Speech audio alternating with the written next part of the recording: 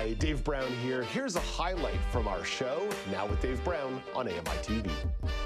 The CNIB has a brand new president and CEO.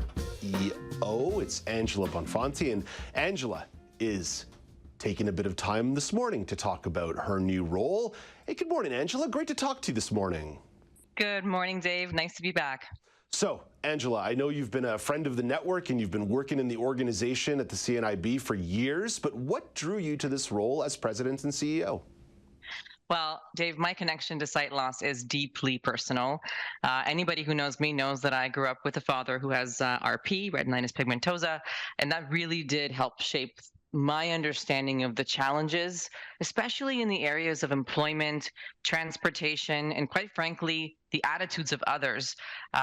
This said, I've also witnessed the power of kindness and empathy, as well as the resilience and creativity of our incredible community. So I've been no stranger to the organization. I remember going to the Baker Building with Dad when I was about 5 years old, when he had the last bit of his sight lost, and I joined the team formally in 2011. And during that time, since that time I've worn a few hats, I would say, from government relations strategies, which helped to bring the ratification of things like the Marrakesh Treaty and the Accessible Canada Act, to helping reshape our programmatic future in things like local and mobile community hubs. I helped to start our guide dog program. I launched our Come to Work program, a personal My Baby is that program, and helped to lead the CNIB around its way throughout the pandemic. So I've always been passionate about this mission, and I'm dedicated and so privileged to serve in a role where we can continue to push our mission ahead in creating a more inclusive world for the community that we serve. It would be an understatement after you rattled that off to say you bring a wealth of experience to the role based on everything you've done in the organization, let alone your personal connection to it. I'm curious how that experience can help guide you with priorities, but not just establishing priorities, but executing them. Yeah, great question. Look, I am completely committed to taking the incredible momentum CNIB has built over the last 106 years. Quick fact, I'm the 8th CEO in 106 years, so there's not that many of us. First female, but yeah, 8th CEO. My priorities include breaking down systemic barriers in education, employment, accessibility. And so in this role, I want to take all of that experience and expertise that I've gained over the last 13 years at CNIB to bring a bold vision forward, and one that is inclusive and that is aligned with our new strategic plan, The Way Forward, which I helped to create. My priorities as president and CEO will be to continue to break down those barriers, enhance our programs and services. CNIB is always best, in my experience, because we've had some not so great moments as well. Your listeners, I'm sure, will agree. We are best when we stand united with our community, when we take a client-centered approach and we listen for the issues and also for the solutions. And so I aim to foster a culture of innovation and collaboration within our organization and in partnership with others, and to strengthen our community connections so that we can expand to support even more individuals across Canada. The last StatsCan had us at over 2 million people being the population. We don't serve 2 million people annually, not that we should serve everyone, but there's something for everyone at CNIB today. And so I really want to ensure that our strat plan is not just a document, but a living, breathing blueprint for action. How much of that is a reflection of the evolution of the organization, but also the evolution of the community? Like you said, the StatsCan data showing about 2 million Canadians having some form of vision loss or blindness. It speaks to both the complexity, but the importance of trying to serve so many different interests as the organization evolves. Yeah, and I think this isn't the first time CNIB is sort of taking an internal look to get a sense of who are we and who do we want to be. We are so many things to so many people, but we need to have access to even more. We know we can play a better role in the lives of the people that we serve. And, for a period of time, CNIB really did serve a certain amount of people. We were open, from 9 a.m. to 4 p.m. We had primarily seniors. Of course, seniors are a large part of the population that we serve. Naturally, as you get older, your eyes start to deteriorate. But we were missing representation amongst working age adults. We were missing representation amongst youth.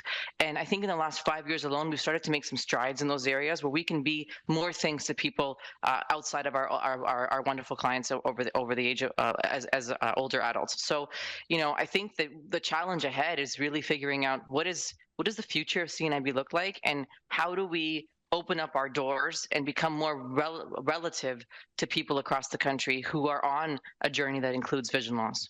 It kind of blows my mind that in over 100 years, there's only been 8 presidents and CEOs. That's pretty remarkable. It speaks to the stability of the organization. But you did mention that you are a first. You are making some history here as the first woman to be the president and CEO of the CNIB. What does that mean to you? It's an absolute honor. I'm deeply proud to be the first woman in this role. I mean, it represents progress, not just for me, but for all women and marginalized groups in leadership. I hope my journey shows others that leadership opportunities are open to everyone, regardless of gender or disability. I'm committing to using this platform to lift up others and pave the way for even more diverse voices at the table.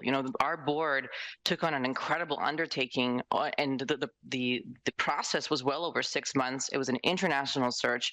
I still am it's week 7, and I still am just so pleased and honored and privileged to serve in this way, and to have been selected to serve in this way. So I'm hoping that I'm certainly not the last, and that I hope that I can work with our community and beyond to make sure that we continue to fill that pipeline full of people that have a variety of diverse lived experiences that will be future leaders of this organization. One last question here on the way out the door. You talked about all that experience you bring to the table, where you've really had your hands in the dirt. You've been planting the seeds and growing the plants and really taking care of the garden. And now as CEO and president, I imagine at times you're going to have to be out of the garden a little bit more. Is it going to be hard to leave some of that grassroots work? I'm not implying that you'll be disconnected from it, but it feels like perhaps it could be a little bit difficult to take a step back for the sake of taking a step up.